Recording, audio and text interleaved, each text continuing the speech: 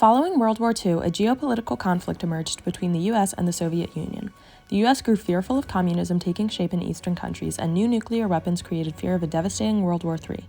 These ideological conflicts between nations created the political context for the Vietnamese War, as the capitalist versus communist sentiment made the independence movement taking shape in Vietnam important to US and Sino-Soviet powers. At the end of 1954, charismatic leader Ho Chi Minh led Vietnam to victory in the First Indochina War and succeeded in driving out France, which had colonized the nation for decades. While Vietnam considered this their first step towards independence, the US viewed it as the beginning of a communist takeover and backed the French government, as they worried that Vietnam's defeat of the French would tip over the first domino of a spread of communism throughout Asia. In 1954, the Geneva Conference divided Vietnam into two separate regions. North Vietnam was placed under Ho Chi Minh's government, and the US established a government in South Vietnam led by Diem. This decision allowed the US to maintain a presence in South Vietnam, using their nationalist struggle as a proxy for the Cold War. One of the primary effects of the Cold War was the military strategy implemented by the US, which in turn affected the military strategy of North Vietnam. The Cold War shaped US foreign policy. Following the emergence of the USSR and communism as forces, we intensified the policies such as containment to curb the spread of communism and propaganda. Our main effort in the Cold War was to diminish the Soviet Union and stop its effect on other countries' ideologies. In our eyes, Vietnam was perhaps another country that could fall victim to communism through the USSR's influence. We were afraid that the domino theory would prove true, but Vietnam had the opportunity to still be saved, which is why we indulged in war with them. However, we were not fully prepared to fight them, as we thought that we would win easily. Vietnamese attacks allowed the introduction of things such as the Gulf of Tonkin resolutions, which shifted US troops from South Viet Force advisors to combat fighters in an open war, and the Operation Rolling Thunder, a series of bombings that sent a message that the US was all in and led to additional strikes. However, although the communist threat of the Cold War inspired the US to intervene and deploy troops, the threat of nuclear war also meant that they had to wage a more limited war. We wanted to use only diplomatic power, especially with the rising anti-war sentiment in the US and nuclear technology developed by the Soviet Union, but it became clear that the military would have to be involved. Even when we deployed troops in Vietnam, we refused to directly invade North Vietnam or attack the demilitarized zone. In fact, I never even officially declared war on North Vietnam. Vietnamese leaders took advantage of this, knowing that I would not be able to fully retaliate because of the political repercussions, and used my limited approach as an opportunity to build their defenses and rally their troops. Our military efforts were asymmetrical, as North Vietnam could afford to wage an all-out war, while we could not. Because the US was waging a limited war, it opened the door for North Vietnam to gain a military advantage. Le Duan and his army took over control from Ho Chi Minh and began to implement increasingly offensive approaches. At the beginning of the Second Indochina War, we needed to develop a strategy that would allow us to begin the reunification process in order to lay the ideological groundwork for driving out the US. For this reason, our military strategy had a political component to it, as we used the trail to communicate with Southern nationalist leaders who opposed the RVN government.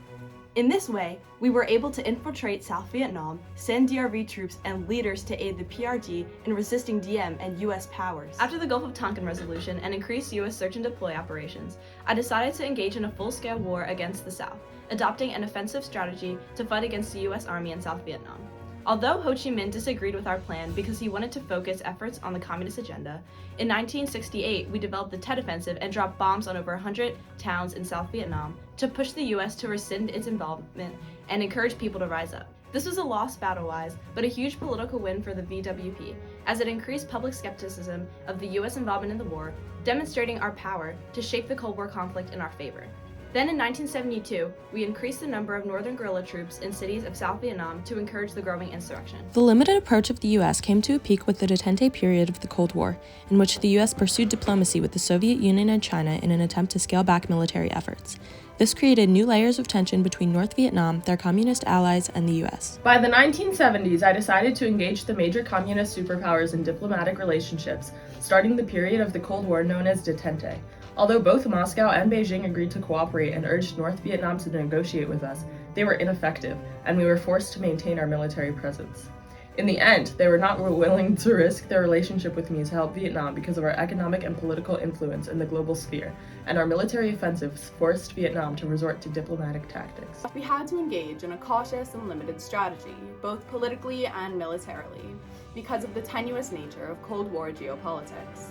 Although we supported the ideological and military struggle of North Vietnam, we could not provide them with absolute support because we had to maintain diplomacy with the US. Particularly during the detente period, it was crucial not to escalate things further. So we advised North Vietnam to back away from military struggle. My administration viewed Vietnam as the successor to our revolutionary movement and felt a responsibility to help them succeed. However, we also knew that it would be detrimental if we allowed it to harm relations with Western countries. The later stages of the Cold War forced us to limit our interactions with and support for Vietnam to reduce tensions with the Western Hemisphere. However, the more we cooperated with the US, the more suspicious North Vietnam grew of our allegiance to them, so we had to balance competing interests. Though we publicly supported North Vietnam's Easter Offensive, there was a lot of internal frustration, mainly born out of the fact that North Vietnam had intentionally timed its attack after Beijing's summit with the US, but before ours, which jeopardized our diplomatic relations while leaving China's intact. Another conflict arose with Operation Linebacker, a US offensive which increased bombing in North Vietnam. Although we publicly denounced these attacks, we still maintained diplomatic relations with the US and went forward with the Soviet-US summit, which fostered resentment among leaders in North Vietnam. The detente period was made more complex by the Sino-Soviet conflict, which both the US and North Vietnam were able to capitalize upon. Another impact of the Cold War was our nation's struggle for power with the USSR, as we were both trying to cement our roles as the regional communist superpower. This initiated a period of complex and semi-contradictory international relations in which we were competing for approval from both North Vietnam and the US. Our first summit with Nixon and Kissinger happened before the Easter Offensive, so we were able to preserve our relations while still overtly supporting North Vietnam's military tactics. We were glad that North Vietnam leaders decided to start the attack just before the summit in Moscow, as it threw a wrench into the US-Soviet relationship. Our conflict with the Soviets got in the way of our aid to North Vietnam.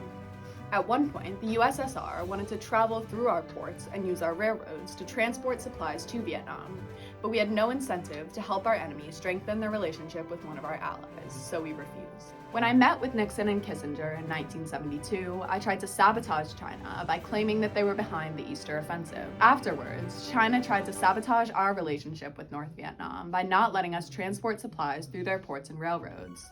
They clearly did not have the best interests of the communist agenda at heart. The Cold War presented the opportunity to capitalize on the tension between the US and the Soviet Union and China. Since the US had desperately been trying to prevent the escalation of a communist revolution in Vietnam, China and the USSR saw providing us aid as a means of fighting back against US capitalist power. This political battle allowed us to develop a Sino-Soviet ally to supply us resources. With this support from China and the USSR, we were able to strengthen our armed forces against the US and launch strategies that motivated them to decrease participation in the war.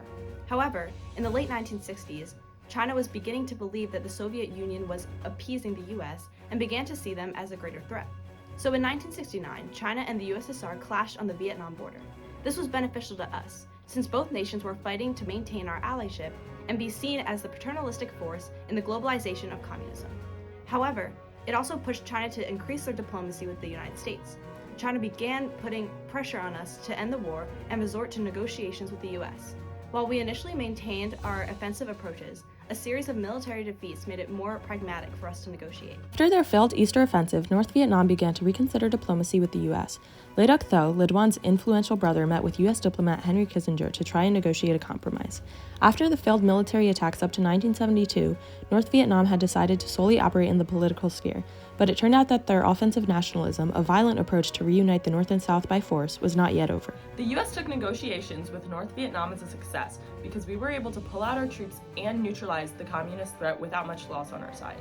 However, once we no longer had a military presence in North Vietnam, Le Duan and his army invaded the South with aid from the USSR and China, just as I had feared. By that point, we were powerless to stop them, but Cold War tensions had mostly de-escalated, so it was not a major catastrophe for my administration. The Cold War impacted the fight for independence in Vietnam in many ways. Because of the United States' domino theory, they created an international power struggle out of a war that would otherwise have been a localized nationalist effort.